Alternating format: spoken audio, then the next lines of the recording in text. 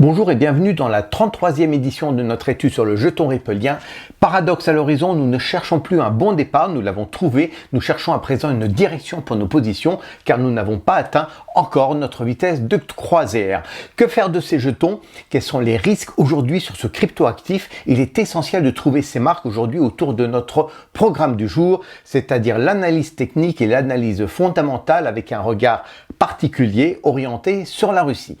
Ce pays a évoqué la crypto-monnaie comme un moyen de reconstituer ses actifs en dépôt dans la banque centrale russe et cela a un impact sur le XRP, nous allons le voir. À présent que nous avons dénoué le programme, on se retrouve tout de suite.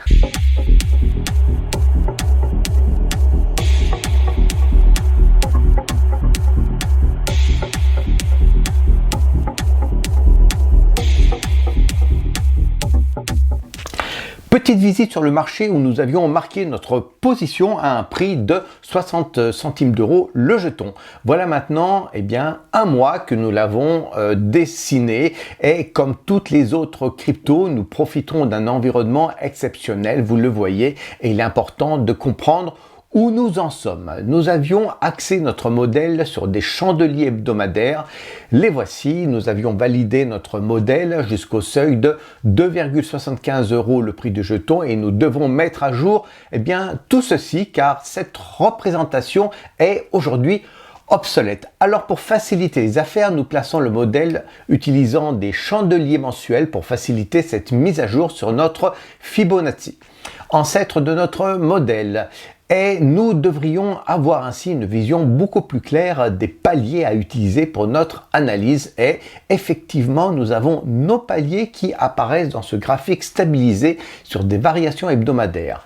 Situé à 1,37, établi entre le 18 et le 25 novembre, et puis également sur 2,06, établi depuis le 2 décembre, nous serions donc dans ce couloir de couleur rose et il convient de percevoir la direction de prix et la posture du marché. Sur le court terme, c'est-à-dire sur un modèle de chandelier de 4 heures, nous percevons que nous sortons de cette consolidation, mais cela se fait en plein week-end et cette donnée reste donc biaisée. Nous nous tournons ainsi vers le marché des options qui devrait nous apporter, comme à l'usage, quelques réponses. Or, nous avons toujours cet environnement exceptionnel qu'il convient de prendre en compte. Pas d'achat massif de put, nous n'avons pratiquement que des ventes d'assurance contre la baisse et avec cette certitude que le marché ne veut pas clôturer ses positions sur le XRP. Le prix d'exercice reste à établir et il est situé à 2,10 $ le jeton pour un pack de 100 options. Le calcul se fait rapidement, nous avons ainsi 32 millions de jetons sous garantie contre la baisse. C'est plutôt massif pour nos 2 millions de transactions quotidiennes. La conclusion est ainsi simple, nous avons un fort support sur le seuil de 2,1 $ le jeton, nous avons un fort support sur le seuil de 1,15 € le jeton, le hasard faisant ainsi bien les choses, c'est exactement le prix du support constaté dans notre modèle. La stratégie est donc simple, nous posons un ordre stop à 1,84, un ordre qui ne devrait pourtant pas être déclenché face à la force de ce support marqué par cette ligne rouge de notre modèle. Car les fondamentaux nous confirment aussi plusieurs de ces points intéressants.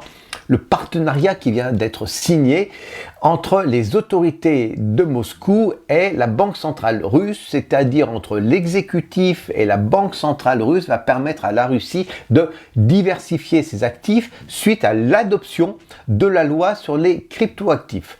C'est une loi qui a été signée fraîchement le 29 novembre dernier. Cela signifie que face aux sanctions occidentales, le Kremlin applique le plan B. B comme Bitcoin. On légalise en Russie le minage des cryptos et on les place dans les réserves fédérales de la Banque centrale. Et cela n'est pas que pour le Bitcoin, le XRP est concerné également par cette mesure. Retour donc sur le 17 octobre où un document de la Banque centrale russe met en avant le XRP pour les paiements transfrontaliers. Ce document est un rapport sur la numérisation des transactions et il dit ceci.